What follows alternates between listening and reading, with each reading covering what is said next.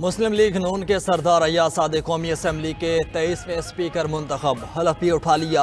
अय्याज सादिक ने 199 वोट हासिल किए। सुन्नी इत्तेहाद कौंसिल के आमिर डोगर 91 वोट ले सके, 1 वोट मुस्तरद हुआ।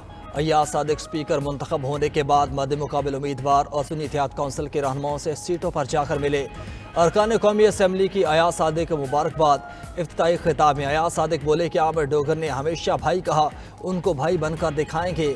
कोशिश होगी हम मिलकर कौमी इत्तेफाक राय काम करें। पाकिस्तान तरक्की करेगा तो हम तरक्की करेंगे। बतौर स्पीकर अलविदाई खिताब में राजा परवेज अशरफ ने कहा कि वतन अजीज़ को दरपेश मसाइल का हल इत्तेहाद में है।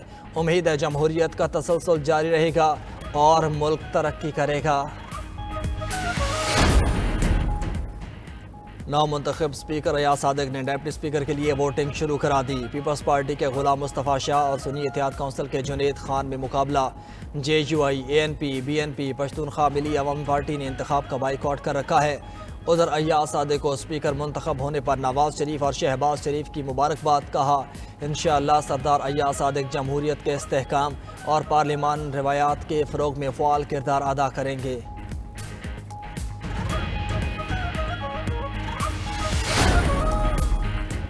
मेरे 91 और आपके 199 वोट निकले। मैं सिंगल पार्टी हूं और आप साफ जमातें। इलेक्शन नताइज फॉर्म 45 के मुताबिक होते तो मेरे 225 वोट होते। सुन्नी इत्तेहाद काउंसिल के आमिर डोगर का इजहार ख्याल। बोले, गुज़िश्ता रोज़ असम्बली का सेशन इफ्तिताही नहीं ताज़ियती था। ताकत का सरचश्मा आवाम का होना सिर्फ किताबी बातें रह गईं। इलेक्शन में सिलेक्शन ऑक्शन के जरिए की जा रही थी।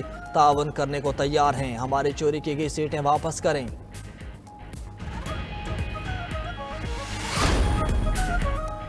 स्पीकर के लिए वोटिंग शुरू होने से कबल सुन्नी इत्तेहाद काउंसिल के अरकान का एहतजाज। उमर अजू बोले, ऐवान मुकम्मल नहीं, हमें खवातीन की मखसूस सीटें नहीं दी गईं।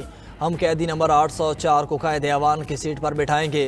बैरिस्टर गौहर ने कहा कि असम्बली में 23 मेंबरान कम हैं, आप कैसे वोटिंग करवा सकते हैं। स्पीकर राजा परवेज बोले, ये मुतालिका फार्म नहीं, इसके लिए आप ही इलेक्शन कमीशन और अदालत में गए हुए हैं। रहनुमा नून लीग राना तनवीर ने कहा, इलेक्शन कमीशन के फैसले के अलावा अरकान को तस्लीम करने का कोई तरीक़ाकार नहीं।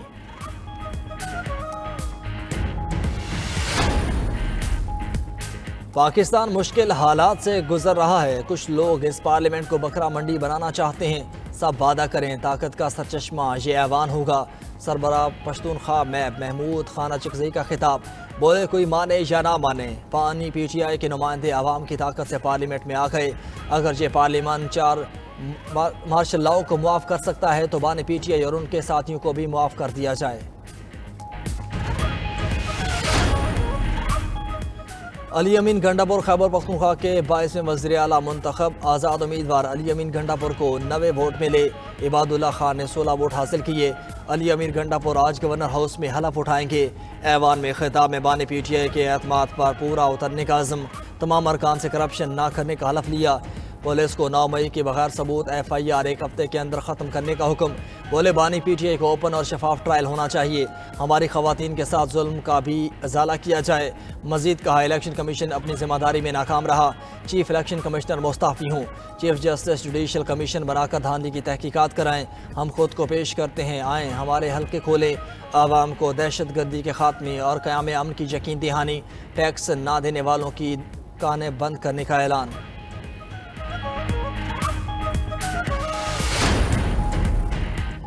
MKM ने अपना मुतालबा मनवा लिया। मुस्लिम लीग नून और MKM के दरमियान आइनी तरमीम पर मुआहिदा हो गया। मुआहिदे के तहत आइन के आर्टिकल 140 में तरमीम पर इत्तेफाक हुआ। सूबों को मिलने वाले फंड ज़िलाई हुकूमतों को दिए जाएंगे। एहसन इकबाल और मुस्तफ़ा कमाल ने मुआहिदे पर दस्तखत किए। MKM ने आज स्पीकर और डिप्टी स्पीकर के वोटिंग का बाइकआउट कर दिया था। अय्याज सादिक ने मनाया और मुआहिदा तय पाने पर वोट कास्ट किए।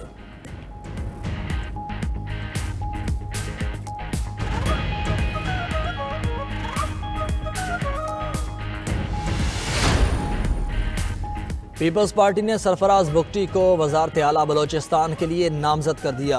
आसिफ जरदारी की ज़ेर सदारत पार्टी इजलास में मंजूरी दी गई। सूबाई क़यादत ने बाज़ाब्ता ऐलान भी कर दिया। नामजदगी पर सरफराज बुगटी आसिफ जरदारी के मशकूर। कहा, डायलॉग के ज़रिए बलोचिस्तान के मसाइल को हल करेंगे, सबको साथ लेकर चलेंगे। मुल्क का नया सदर कौन होगा? इंतखाबी दंगल 9 मार्च को सजेगा। सदारती इलेक्शन के लिए कागजात नामजदगी कल दोपहर 12 बजे तक जमा करवाए जा सकते हैं। कौमी असम्बली हॉल और चारों सूबाई असम्बली हॉल में वोटिंग होगी। सेनेट की 6 खाली नशस्तों पर इलेक्शन का शेड्यूल भी जारी। सेनेट की सीटों के लिए वोटिंग 14 मार्च को होगी। कागजात नामजदगी 3 मार्च तक जमा कराए जा सकेंगे। 10 मार्च तक वापस लिए जा सकते हैं।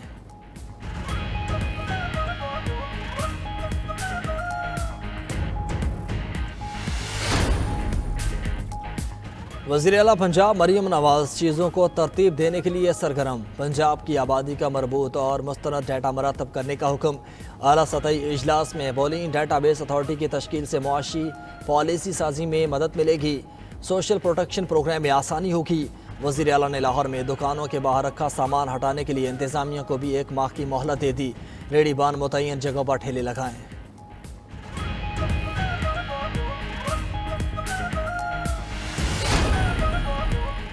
और कराची में कहीं हल्की कहीं तेज़ बारिश। नाजमाबाद, सदर, लांडी, औरंगी टाउन में तेज़ बारिश।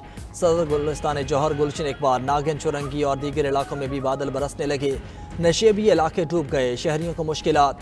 कराची वाटर कॉरपोरेशन की मशीनरी निकासी आब में मसरूफ़। बल्दी उज़्मा के तमाम मुलाजमीन की छुट्टियाँ मनसूख। उधर लाहौर, रावलपिंडी समेत पंजाब के मुख्तलिफ इलाकों में बादल बरस पड़े। खैबर पख्तूनख्वा के बेशतर अजला में बारिश और पहाड़ों पर बर्फबारी। सर्दी की शिद्दत में इजाफा। मलके कोसार मरी में रात से बारिश जारी। इंतज़ामिया का सयाहों को गैर ज़रूरी ना निकलने का मशवरा।